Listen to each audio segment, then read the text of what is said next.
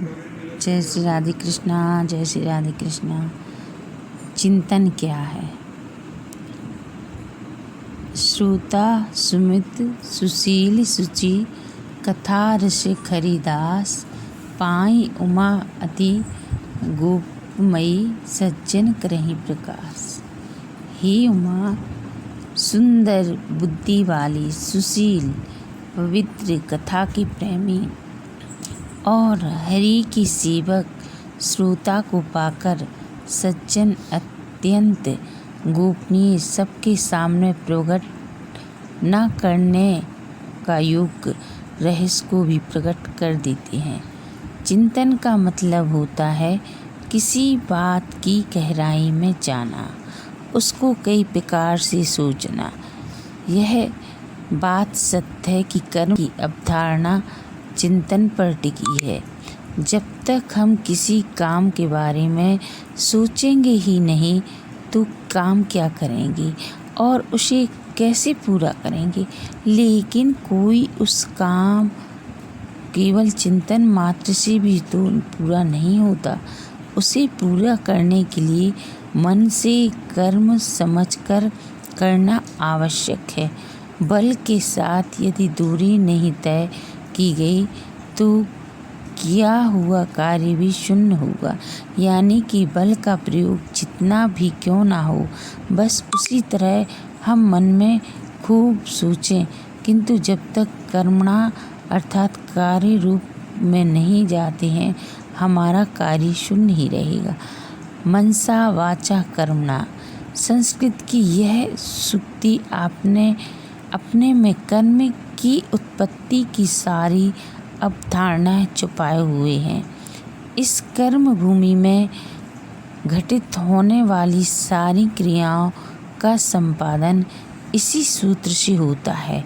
किसी भी कार्य की रूपरेखा या किसी तरह का लक्ष्य निर्धारण कैसे होता है और निर्धारण के बाद कैसे पूरा होता है, मनसा वाचा कर्मणा के सिद्धांत से समझ सकते हैं।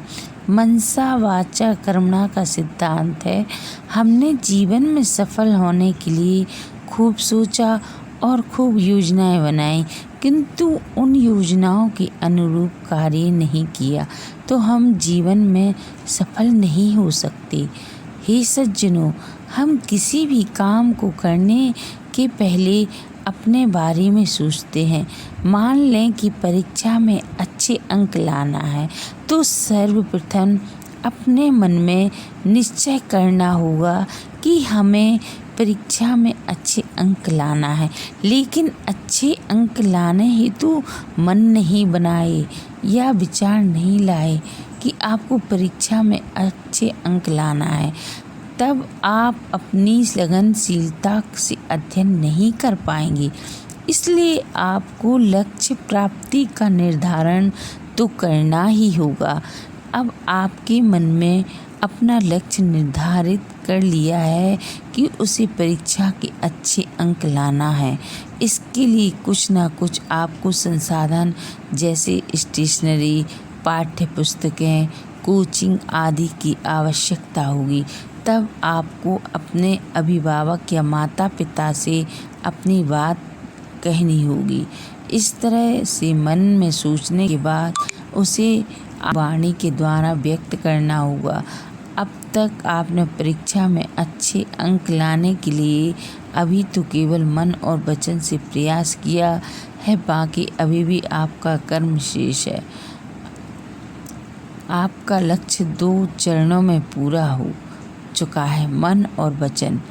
अब परीक्षा में अच्छे अंक लाने का काम आपके द्वारा चालू है, तो क्या हम कह सकते हैं कि आपका 2/3 काम समाप्त हो चुका है?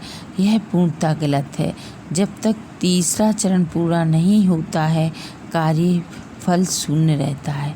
अब आपको सफलता के लिए कर्म अनिवार्य है, किंतु इसके साथ यह सत्य है कि बिना सोचे समझे कोई भी कार्य संभव नहीं है।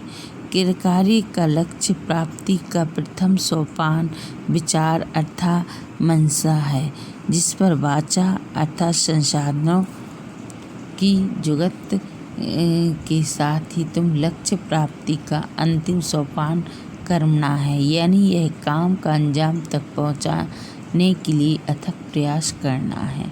इसलिए किसी बात का चिंतन ही आवश्यक है।